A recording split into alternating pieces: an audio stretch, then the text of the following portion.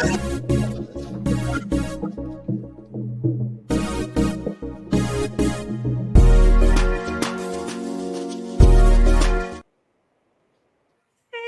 girl. Hi there, y'all. Good seeing everybody.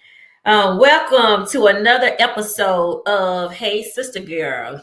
My big question for you tonight is, are you ready to thrive in 2025? That's a big question tonight. We're celebrating this month. January is World Carnivore Month. So as you know, G and I and Robin, we all are carnivore.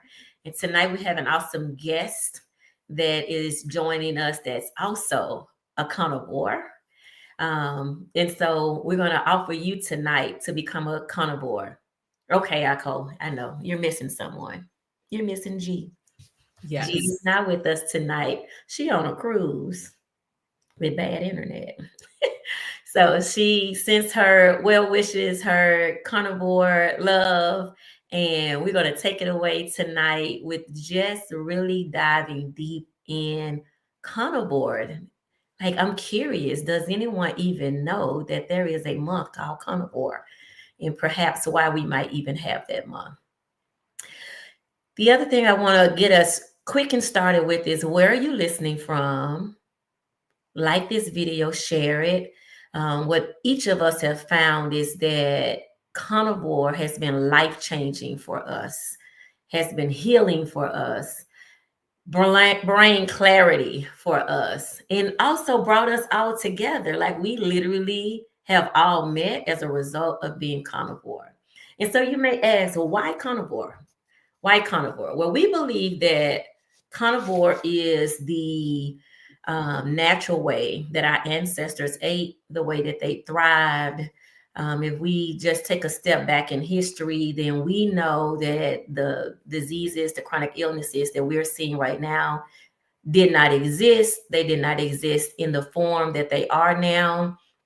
And so we're here literally figuring out how carnivore is working for us and how we get others letting carnivore work for them. And so, big question for you again, another big question for you is, what do you know about carnivore so far? Put it in the chat for me. Tell me what in the comments. What do you already know about carnivore? So as we dive deep and we start to ask questions, then we can make sure that we drive our answers and our responses to your questions.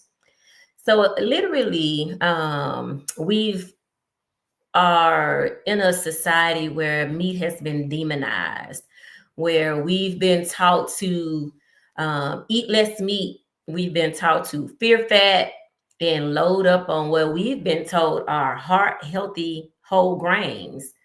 But sister girls, what has that gotten us? Well, for me, it got me prediabetes. It got me an autoimmune issue. It got me eczema.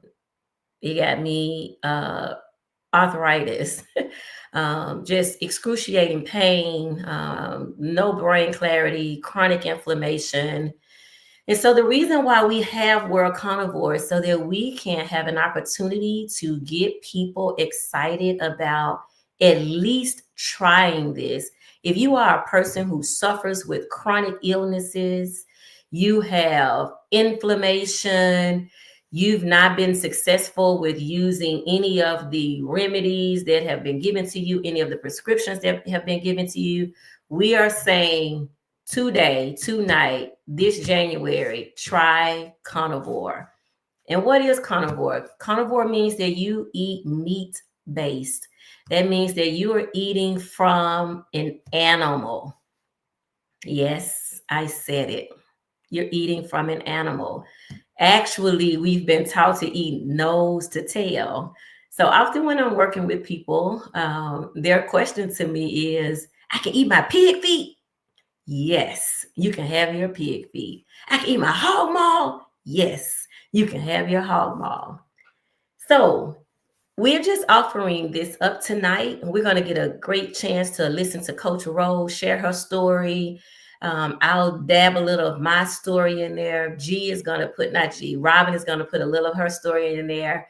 And we're just going to really go deep on why carnivore and how carnivore is working. So if you know someone who is suffering with a debilitating disease, the inflammation is unbearable. I was diagnosed personally with lupus, autoimmune issue, by two rheumatologists. I was told that lupus would never go away from me. I had an anti-nuclear antibody test that I was told would never be negative. Once it is positive, it will always be positive. That test is now negative for me. And so I know a lot of times we have this mindset, and I see in a lot of areas that we are diving into this plant-based, veganary, try vegetables, and somehow we have made vegetables and fruits be benign, that they are a automatic go-to. And it just hasn't been the case for us and many others. I mean, you can check the resource. I often tell people, like, we Google a lot of things. Google X vegans, Google X vegetarians. Many of them have returned to a meat-based way of eating, and they have found healing. And so tonight, as we dive in, get your questions ready, share,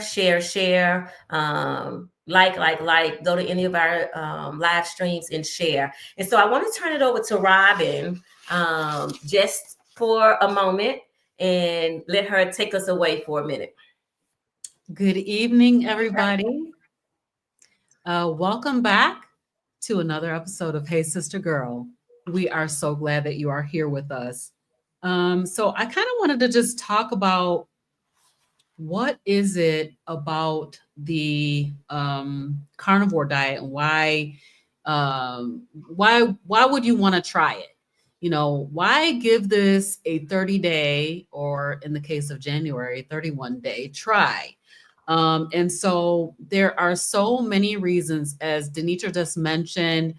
We talk about autoimmune conditions, which are really, really, really helped with a carnivore diet. So the carnivore diet reduces inflammation.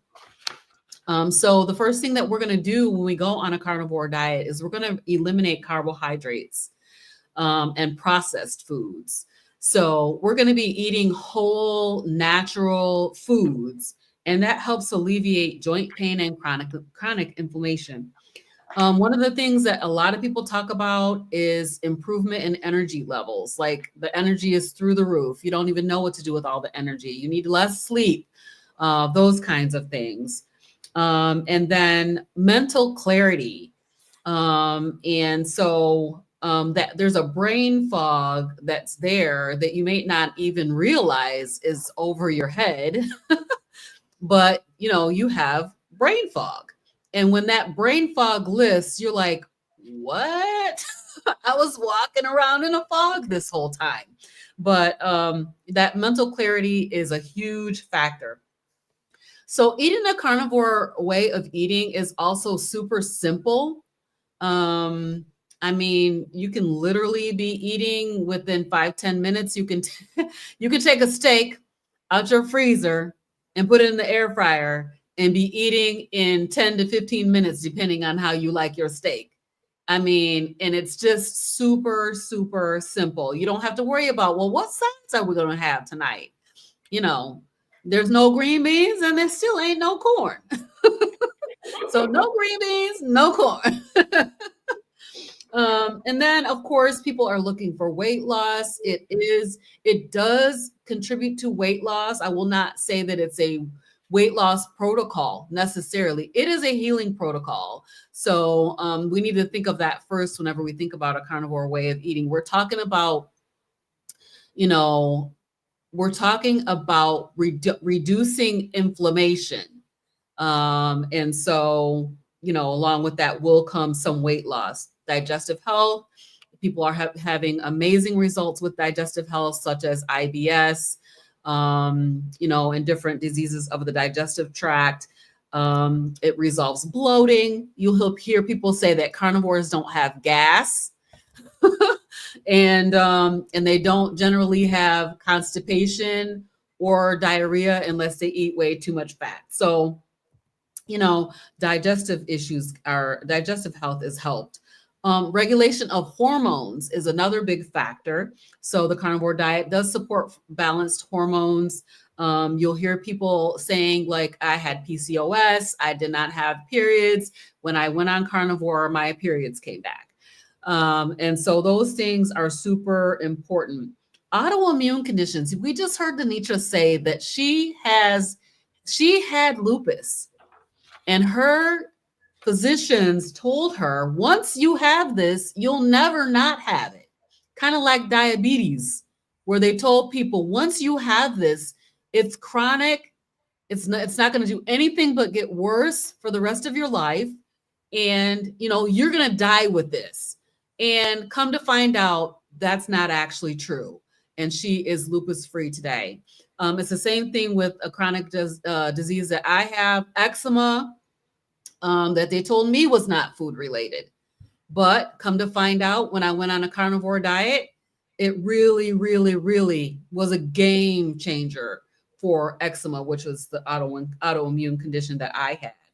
So one other thing I wanted to mention, just, kind of inspiring to me, is that I always had this anemia. I had chronic anemia, iron deficiency anemia, and they always wanted me to be on iron pills. I couldn't even give blood. But when I went on carnivore, my anemia went away. I no longer was iron deficiency anemic. And now my blood cells are normal. I could give blood if I want to, and I don't have to eat any peanut butter.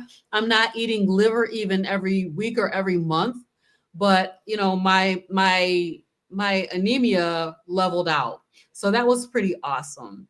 So I want to talk about some practical steps to how you can get started on your carnivore journey. These are the essentials for, like, how to get started. I know that the question is, what am I going to eat? A lot of people are concerned about that, as well they should be. But we talked about the fact that the carnivore diet is super simple. And one of the very easy and simple ways to start is with what we call a BBBE, which is beef, bacon, butter, and eggs. That is the simplest thing that you can do. So you can use, ground beef, you could eat steak, you could eat roast, you could eat anything you want as long as it's beef, bacon, butter, and eggs. So you can do a lot of different things with this combination. So that is a really, really basic, easy way to start and simplify how to get started on carnivore. So it keeps things straightforward while still giving your body all the nourishment that it needs. Beef is the most nutrient dense food that is around. It's the most nutrient dense and bioavailable to your body. So everything that's in that beef that you need to have nutrition for your body is going to be available to your body when you eat beef. So stick to the staples of the carnivore diet for the first 30 days, and it just makes it very, very simple. And then, we're going to be eliminating processed foods. So when I say processed foods, what am I talking about? I'm talking about anything that comes in a box, bag, can. You're going to eliminate all of that. So if it has a long ingredient list, you're not going to be eating it. And so those, you're gonna remove the carbohydrates from your diet. Carbohydrates translates to sugars in your body. So you're gonna go ahead and just eliminate those. You're gonna eat only meat. I know it sounds crazy, right? Like, who does that? Well, you do, because it's World Carnivore Month. Let's see. So you're going to replace your sugary snacks. So if you've been eating a candy bar, or you've been eating chips, or you've been eating crackers, or whatever it is that you've been eating, you're going to replace that with something like bacon, or maybe beef jerky, a beef stick, something like that. Hard-boiled eggs. Those kinds of things are the things that you would replace it with. So the next thing is that you're going to do, maybe try to do some meal prep. Meal prep makes things easier. If you do, when you have available time and you spend some time cooking up a bunch of hamburger patties and you have those in your refrigerator, cooking up a bunch of boiled eggs, having those in the refrigerator, cooking up your bacon. And I like to put purse bacon in my purse so that whenever I go anywhere, if I'm hungry, I can eat some bacon. So, and my grandkids all know, like, does grandma have the purse bacon? They know I'm going to have some meat for them to eat. So prep those things up, and then you can buy things in bulk. Go to your Sam's Club, your Costco, Gordon Foods, and pick up a big old log of ground beef, and then portion it out into 1 pound packages, or portion it out into hamburgers, and then you'll have that, and it's a cost savings as well. So then you can also look for butcher shops, look for your deals. So there's an app, it's called Flip, FLIPP. And that app will allow you to find your sales in your local area. So I have in the Flip app, I just have steak. I want to know anytime steak is on sale.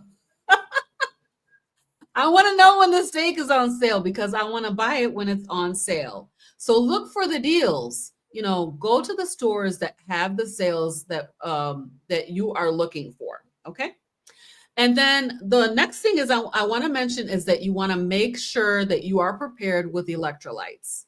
So one of the things that could be challenging for you as a person going particularly from a standard American diet to a carnivore diet is electrolyte imbalance. So you might have heard of something called the keto flu or the carnivore flu. And it's completely avoidable. You do not have to have the keto flu when you go into your ketogenic state. All you need to do is make sure that your electrolytes are balanced. So there are ways that you can do that. So let me just mention like some of the symptoms that you might see with keto flu. So things like headaches, muscle cramping, you might feel sick, run down. You're just not going to feel good if your electrolytes are not in balance. And remember, we're on an anti-inflammatory diet. So through your urine, you're urinating out a bunch of inflammation, and along with that goes electrolytes. So you want to make sure that you get those electrolytes in. So what are electrolytes? Salt, potassium, and magnesium. And so there are many, like you can make these at home. You don't have to spend a bunch of money on products.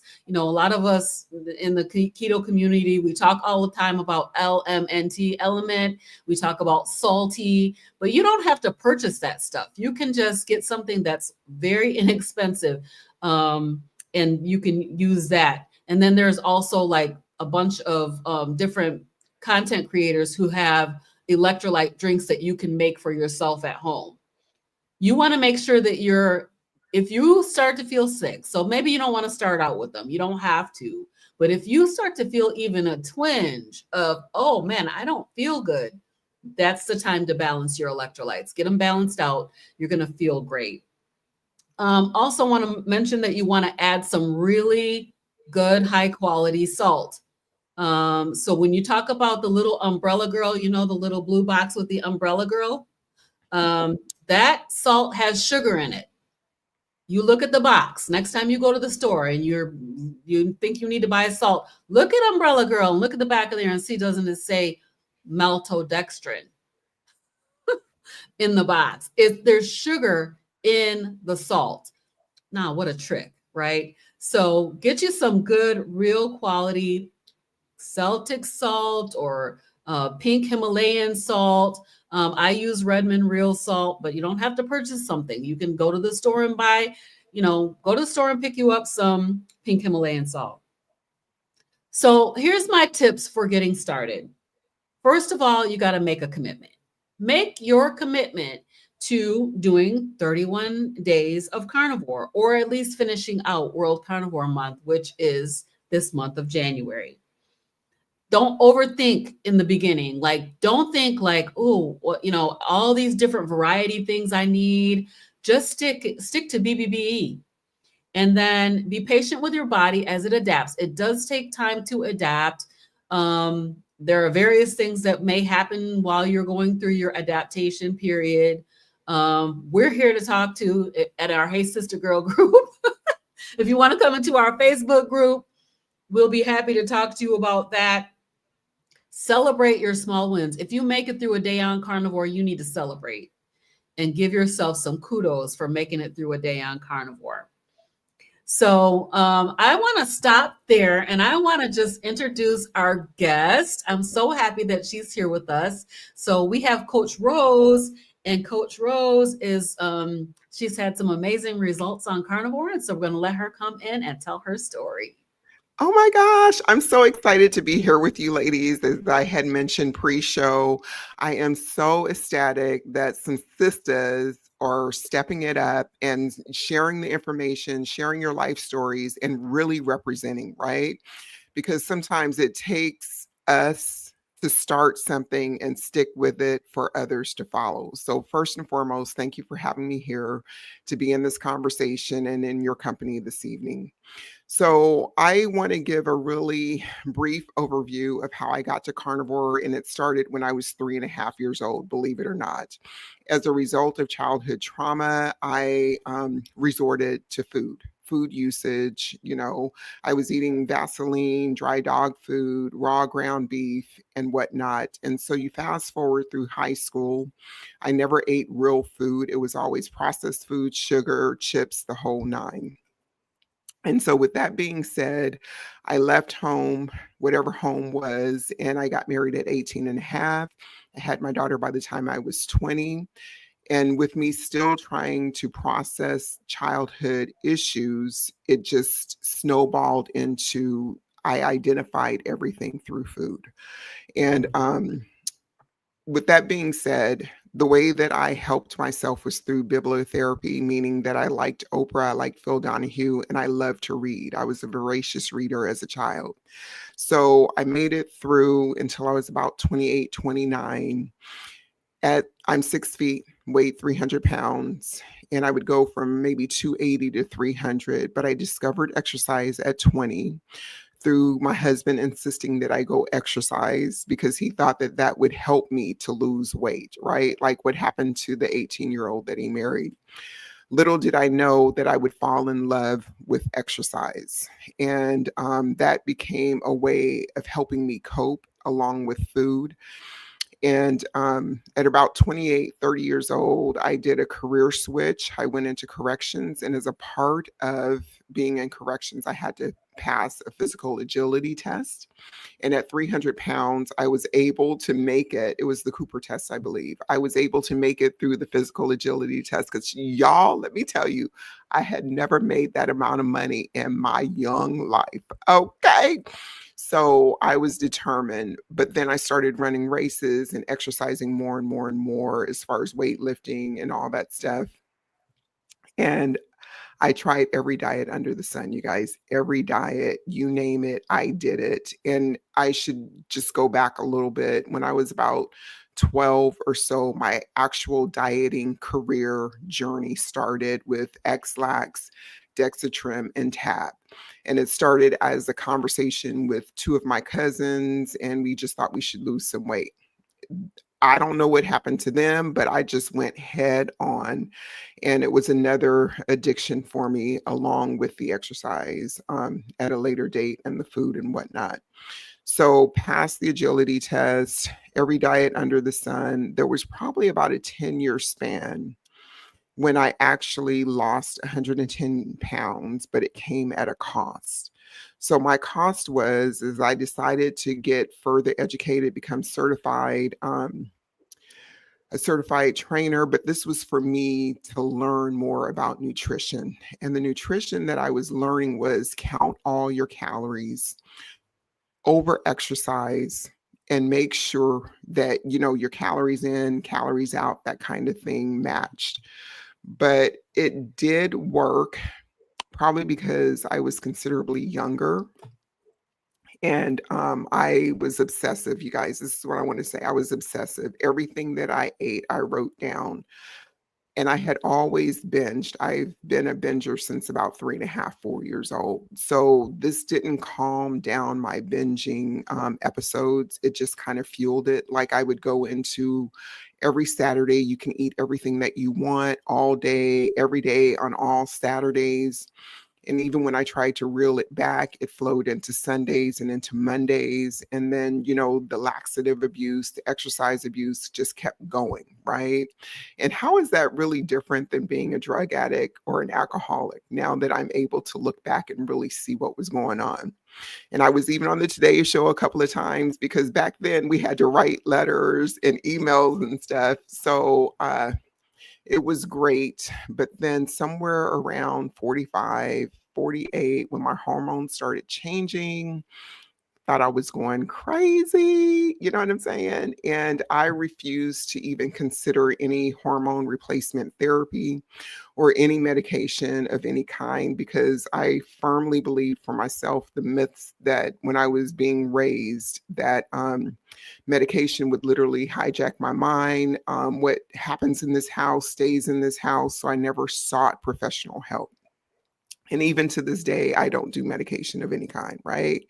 And so I'm not saying that to say that it's the right or wrong way, but you have to choose for yourself, right? And so with me spiraling out of control, slowly 45, 48, I couldn't run as well as I used to. I want to say that I've been a long distance runner since I was 30 years old, 32 years old, and I would run endless miles. And that was another way of coping besides just general exercise. So I started gaining weight. So my weight ballooned up to 238.8. And when I say ballooned, I literally mean ballooned. It was like I couldn't get off the roller coaster. I couldn't figure it out.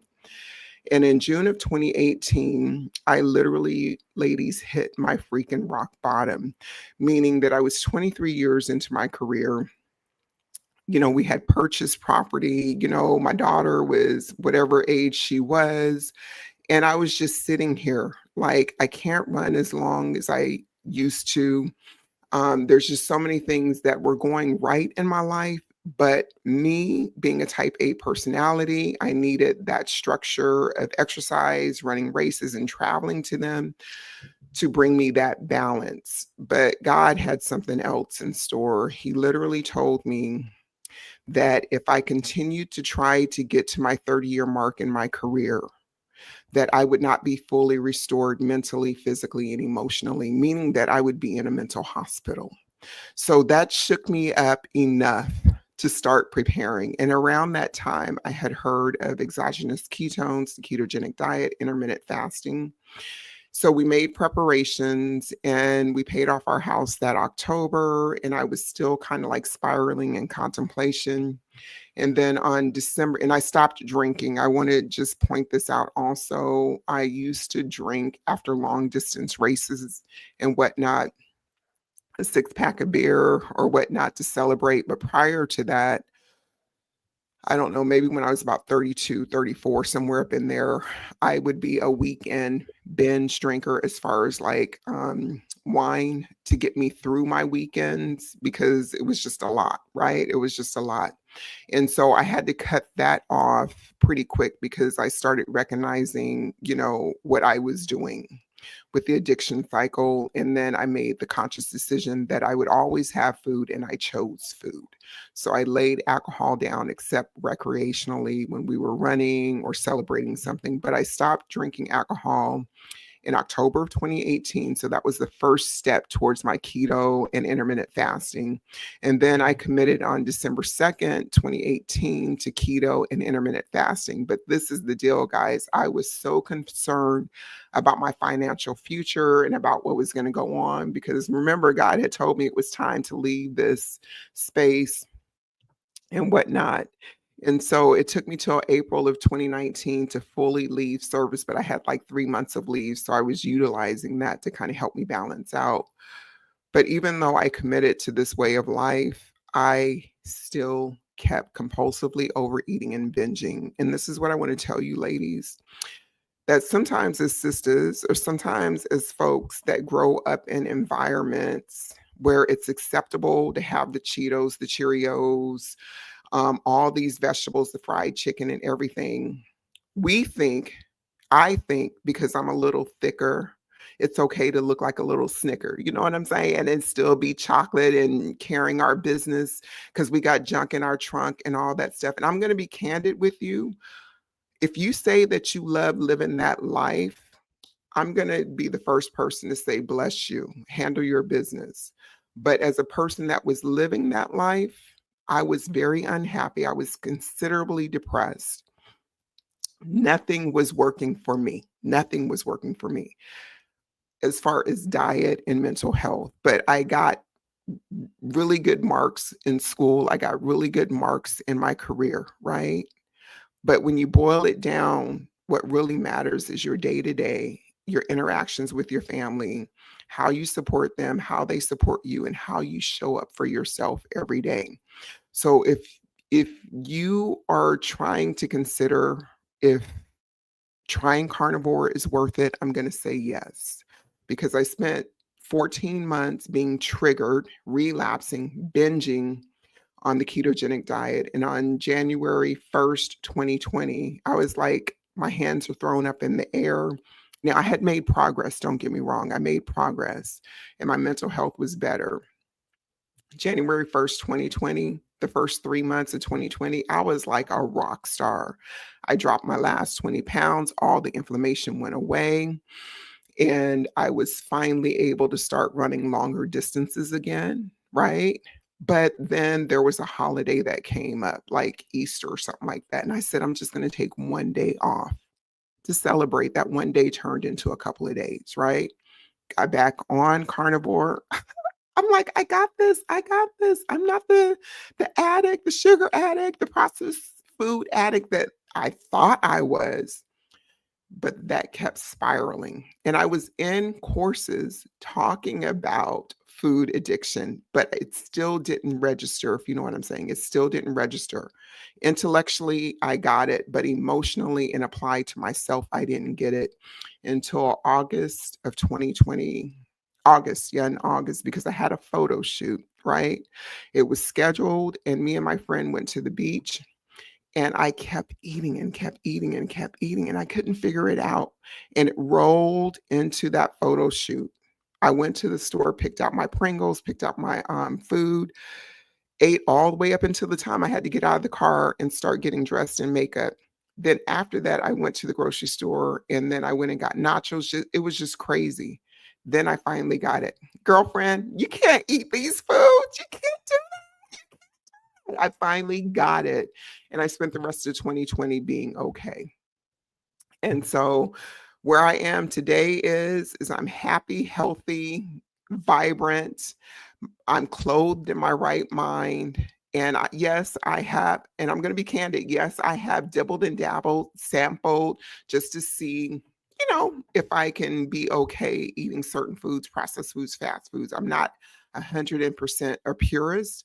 I'm a realist, right? And the first couple of times that I did that, it sent me back. I would have issues and whatnot. And I was like, oh, okay. But then I got more healing in the process. And now, 5, 6 years in, it's like, why would I even want to go there? It doesn't serve me, right? It doesn't serve me. And all the emotions that I have tied to food, the simpler the better now. The simpler the better. So, folks, if y'all wonder if y'all will ever get to a level where food doesn't have a hold on you, I really want to say that as a coach and somebody that has experienced this, for your brain to be clear and to get the nutrients that it needs, you must be willing to put in the work, number one. And number two, you have to feed it properly. You have to feed it properly. And whatever your feeding properly is, only you can determine that. But these foods really are drug-like substances. So that's where I'm at today, y'all. Wow. Thank you, Rose, for sharing. That was amazing. Yes. So amazing. And thank you for just being real and raw, right? Because I often say when we come into this space, like we're sharing our rawness, right? We are humans, like you said, this is not about For me, I often say it's not about being perfect. It's about being progressive. It's about appreciating the actual improvements that you're seeing. For me, that's what I get addicted to, is feeling better, that my knees are no longer hurting, that my skin is no longer all over the place. And so thank you for sharing and giving us just your journey on carnivore. And it's the thing that we say here often, is that if you just give it a try, I tell people, don't believe me. This is an experiment for you, right? We're willing to try everything else. I'm watching on my Facebook page, on my feeds, that, everybody is trying vegetarian right now. And what people don't understand is when you take meat out of your diet, and it's a badge of honor for some people. And I've been there. I was vegan and vegetarian. I tried them both until I was my sickest. And what I didn't understand is that taking those things out of my diet made me a sugar eater. Anything that is not meat based is going to metabolize in the body as sugar. All plants will metabolize in your body as sugar. And so I'm watching people that I love that are, having premier shakes because it says 30 grams of proteins on the front. And if you would just take the time to read the back, it is straight chemicals that's in that's creating what they're calling protein. There's no way for you to trace that. I'm seeing people who are eating, oatmeal, bananas, they're eating their toast, they're eating anything other than meat, as a way of saying it is the beginning of something great for them. And let me just touch on this. I am a Christian girl. I'm straight Bible. I'm straight God. I'm straight Jesus. I tell folks, he love all y'all, but I'm his favorite. My mother taught me that with a little sign I made for her. And I was like, I like this too. I'm his favorite too, mama, right? And y'all can say he y'all favorite as well. But the point is, people get enamored with the Daniel's fast. And I just want to say, it was a fast. It wasn't a way of life. Yes. This is why there was this shock that they still looked good after eating that way. And so I'm guilty as well. I made the Daniel fast be a way of life for me because I did see some immediate improvements. I lost a little weight. I was feeling better, shining better.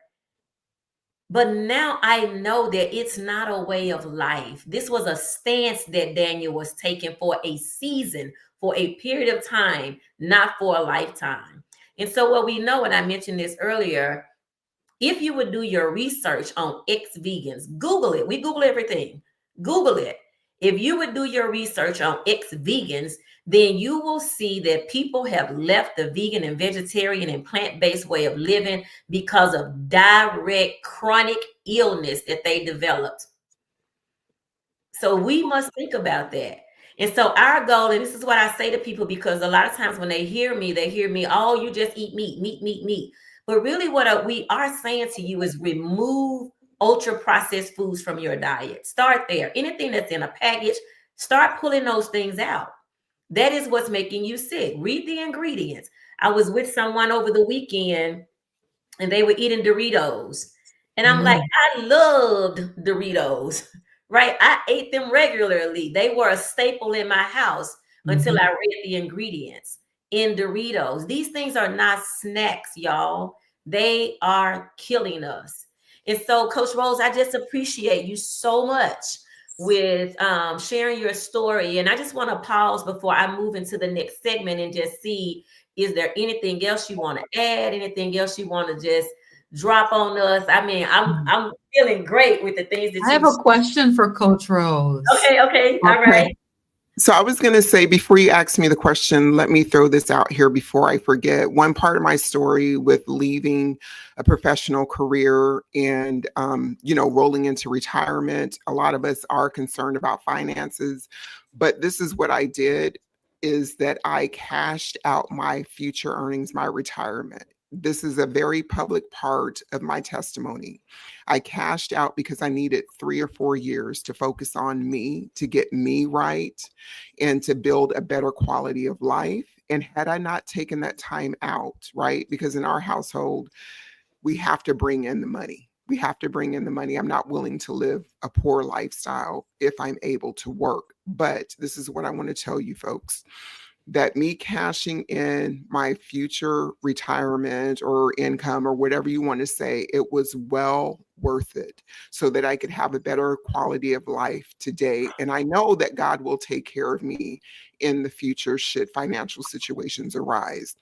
But I don't want women that are going through menopause, perimenopause, or that are having a midlife crisis to have to make that decision when you can offset that by really considering how you're fueling your body, your mind, and your spirit, right? So hopefully you will never come to a crisis like I had to make.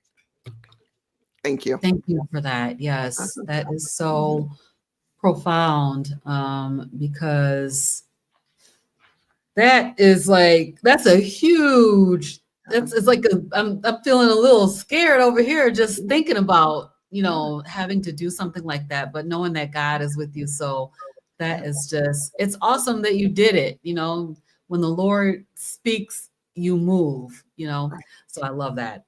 My question is, what advice do you have? So, with it being World Carnivore Month, what is the advice that you have for people who are still on the fence about even trying it? So if a person is considering it or they're on the fence, what I would just say is jump in. Even though there's 31 days in the month, you can commit to one day, one meal at a time. You don't have to focus on the whole staircase, which is the part of my plan this year. Don't focus on the whole picture. Just say you're going to do the 31 days or the 20 days or whatever, but you're going to take it one meal, one day, one commitment at a time. And if you fall off the bandwagon, I'm going to be the first to tell you it's okay, because you're going to learn something from that. It's not a failure. Just keep trying, and keep trying. Maybe you cook the meat in a way that you didn't like it, or you didn't add your Lowry seasoning. So I'm going to tell you, add your Lowry seasoning. You'll get to not adding it when you're ready. But just jump in, quit doubting yourself. Look at three beautiful sisters that are here on the screen that have been doing this for a while. I'm not telling you what to do, but if you're considering it, you might as well go on and do it. Thank you. I love that. I love that. And so, guys, you asked maybe why did we pick January? We do want to give kudos to Sean Baker, who is the starter. You all can Google Sean. There are many doctors in this space. Carnivore is now being a way of eating that is being prescribed to patients who are suffering with debilitating diseases. And so some of the diseases that we see that have been reported as being healed. So you've heard a lot of us talk today about autoimmune conditions. That's my personal story, is that I was diagnosed with lupus. I had just lost a loved one less than 9 months earlier who had also been diagnosed with lupus and succumb, in my opinion, to the medications that they were prescribed, because every side effect that I read about in this medication, this family member had that disease or that illness. And so it's what helped me to go in a different direction. And so when you think about autoimmune conditions like rheumatoid arthritis or any arthritis, it is a disease of inflammation. Lupus, multiple sclerosis, psoriasis, fibromyalgia, all of these things fall under the category of autoimmune. And so we've been taught that autoimmune is your cells fighting against your cells. And I'm not a doctor. In no way here do we give medical advice. As a matter of fact, we don't want to talk about medicine at all. But these ailments that people are dealing with, the rheumatologist, this will help decrease it. Well, do you think maybe it's the root cause of it? And so what we try to do is get to the root cause of why we are ill. You have metabolic issues like type 2 diabetes. I mean, we're losing loved ones. Again, when I watch my social media feeds, when I look at someone's obituary, I can immediately see in their face signs of insulin resistance. And so this is not a light topic. Like, we're not making light of this. We want you all to know that this is a serious matter. We are losing loved ones who are losing limbs. People are losing limbs, and this is not a limb that you lost in a war. The war was a war with sugar. It was a war with ultra-processed foods. And all ultra-processed foods, let's be clear, are plant-based. They're not giving y'all meat in those ultra-processed foods. Even the meat that we say is processed, it is not ultra-processed, it's just processed. But all of your snacks that we're eating, from crackers to chips to Doritos to any of those things, your Coca-Cola, all of those things are rooted in some mechanism of plants. And so for us in the carnivore community, our light joke is it's plant-based because it was made in a plant. Okay? So while we are trying to make light of this, trying to help it not sting so much, we are still saying that carnivore, without the name is something that's, maybe new to some of us, but meat is not what's making you sick. A lot of times I hear people say, oh, I can't digest meat. So I pause with them and I'm like, well, talk to me a little bit about what you were having when you ate the meat. Were you just sitting down to a plate of meat and the meat made you sick? No, I had a steak, a baked potato, I had a salad. I just ate a little bit of the dessert. I had me a sweet tea. And so I just stop and say, the healthiest thing that you had was the meat. Everything else you just named for me was the problem. It wasn't the meat. Then I often hear from people that, I don't digest meat well. It gets stuck in me, right? Meat is going to get stuck, if that's the word you want to use, but really the correct word is absorbed. Your body absorbs the nutrients from meat. So it becomes a part of who you is. It feeds you. While these other things are not feeding you, they're not serving you.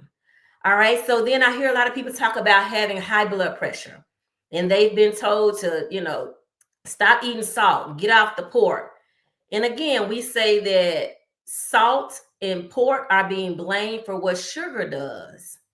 It is the sugar. All of these things metabolize in your body as a sugar. There is no gauge in your body that's hanging out saying, oh, this the cool kind of sugar.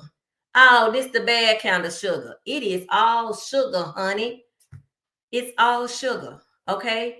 So the digestive issues that you're facing, irritable bowel syndrome, Crohn's disease, GERD, acid reflux, leaky gut, all of those things are directly linked.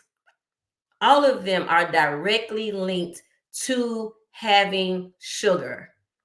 They have nothing to do with eating meat. Meat is what heals those things.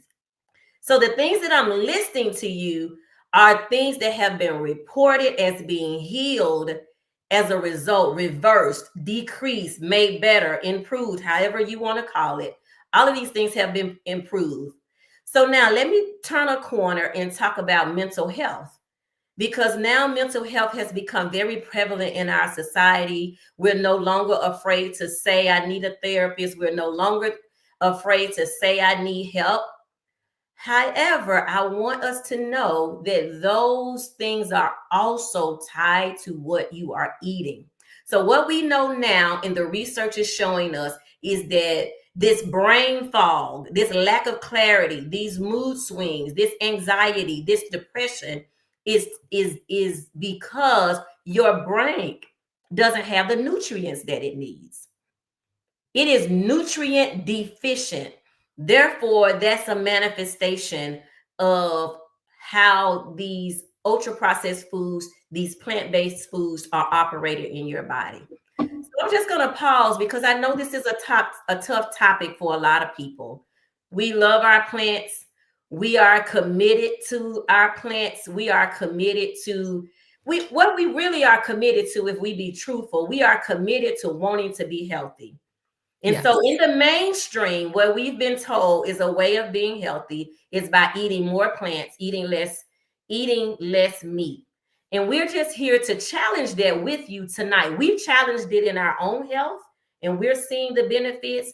And now we want to get the word out so that you can challenge the same thing. If you are getting up every day and you are eating a diet full of plant-based things, you are eating a diet of sugar. It is sugar-based. Everything that is plant-based is sugar-based. It comes from the ground. It's going to metabolize in your body as sugar. And so for me, I was at an event this weekend in Nashville where I met many women. My soul was blessed by it was and I just want to give a plug to them. It was Nashville Black Wellness. A couple there is really, they're really working on trying to get us active, Black people active, getting us moving. And so they had this huge rally that was well attended. In our booth, we're not there selling anything at our booth. We don't have a items, some merchandise. We're not swiping cards. My husband and I literally were there just sharing information, asking people about insulin resistance. Do you know about it? Me looking at people's eyes and say, have you ever been tested for it? Do you know what your A1C? The people were in shock that I could even call out some of their diagnosis just by looking at, and it had nothing to do with their weight. Mm-hmm. This is not a weight issue. This is not an obese issue, but there are signs of insulin resistance because your body is crying out. It is trying to fight you to tell you that this thing ain't working for me.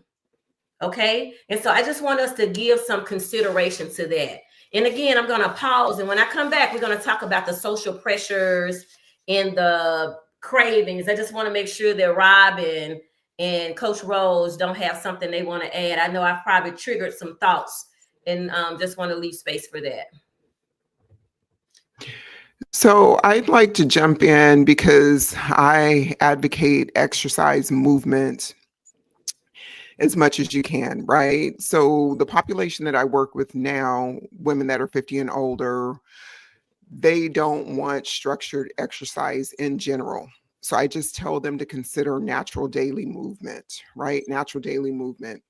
And to be quite candid, nutrition is going to carry you 150% further than exercise will.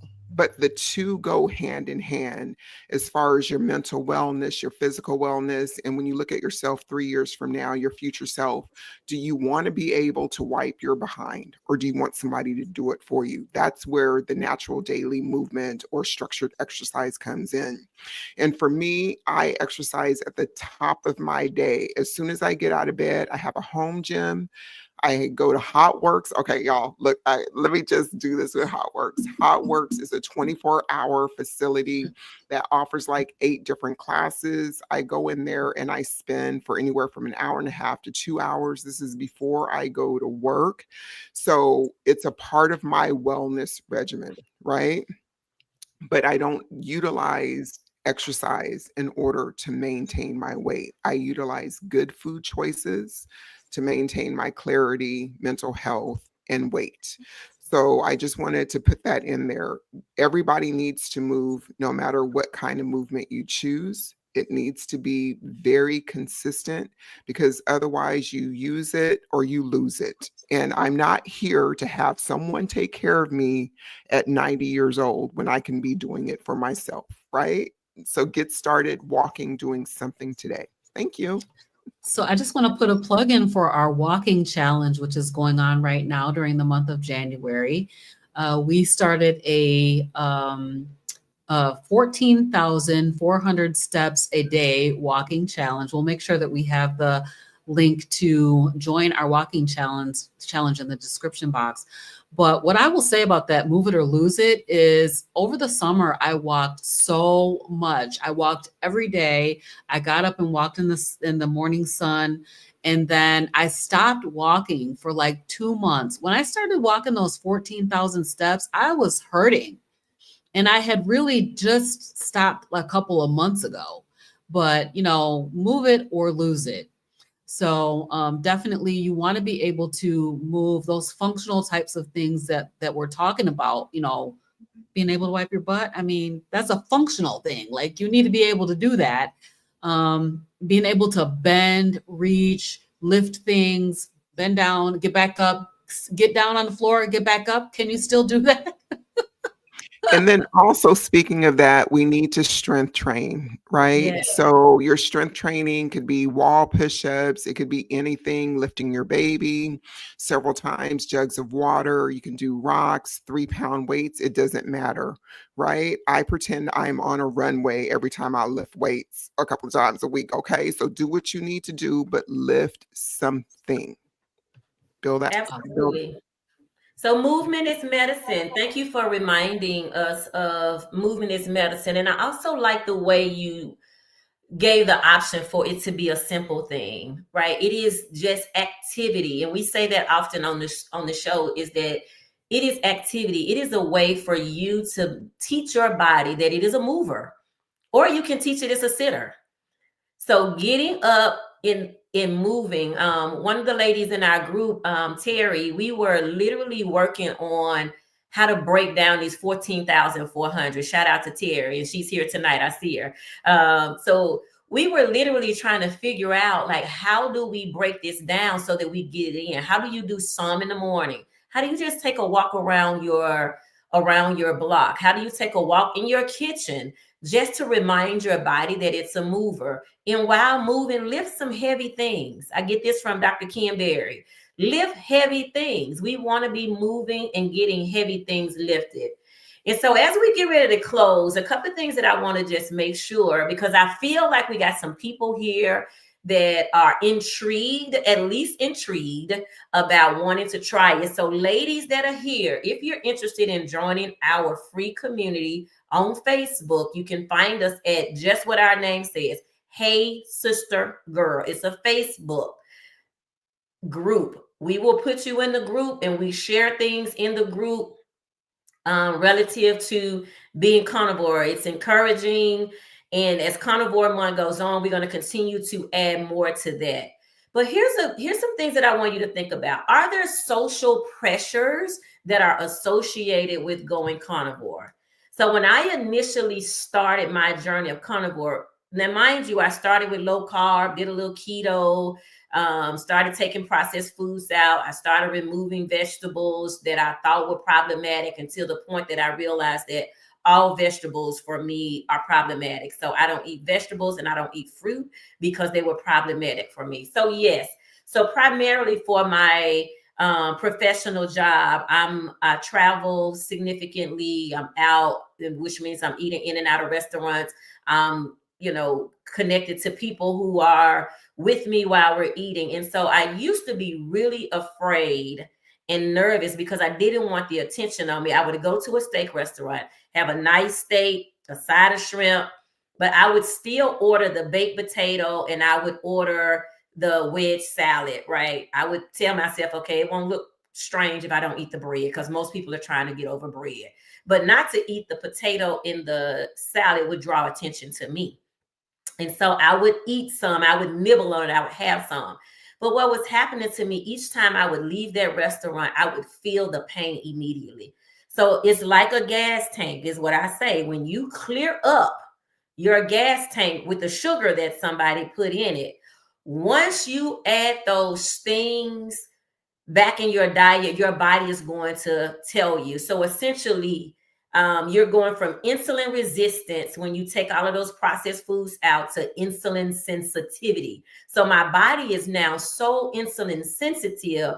When I add anything in it, I can immediately tell because my body speaks to me. Okay. So those social pressures can be really hard. Like, where's your salad? And why you not eating a potato? You need your vegetables. Like, I'm even telling parents now, like, stop telling your kids to eat all their vegetables. I mean, you can see the Facebook videos where they put a piece of broccoli in front of a kid and the kid is like, right? Because vegetables were never meant. As a matter of fact, some of the vegetables that we have now didn't even exist 100 years ago. Let's just say that first of all. The stuff that we're eating that we call vegetables, that we call plant-based, these things did not exist, right? But with that being said, plants are a bulking agent. I say this often on the show. You are not going to be able to poop them all out. So guess what? They store on your body. What is stored on your body, if you have weight to release, is in fact something plant-based, something ultra-processed that did not metabolize. And remember, plants never die. They live forever. So they live in you forever. They recreate inside of you. And that is why you have inflammation in a simple kind of way, right? So when you move to this kind of lifestyle and you start to think about making the change, one of the main things I hear is people struggle with cravings. Me too. I told my story last week and I am a sugar addict. What I found that works for me is two things. One is if I get satiated. Satiated means getting full on the right thing. You can fill up on something, but if it's not the right thing, you're gonna be ravenous. If your body did not get the nutrients that it needs, then your body is going to still be ravenous and you're gonna keep filling up, right? When you eat meat, there is a point of satiety where you are good. You're not thinking about food anymore. You're not wanting food anymore. Robin mentioned this earlier. If you are craving, if you are a snacker, we have coined purse bacon. When I cook bacon, I cook it in the oven. I cook a whole pan of bacon. I have a nice burn on my arm for proof of how much I love bacon because I dropped grease on it before. So you can cook your bacon up, make it crispy, put it in a Ziploc bag and drop it in your purse. So rather than going to the snack machine, eat your bacon. Yes, we're giving you a green light to eat bacon. The other thing that really, really, really works for me is eating more beef. If I feel like I'm craving, if I feel like I'm hungry, if a steak or a good steak or a good burger patty doesn't sound good to me, then I know I'm in an emotional state rather than really hungry.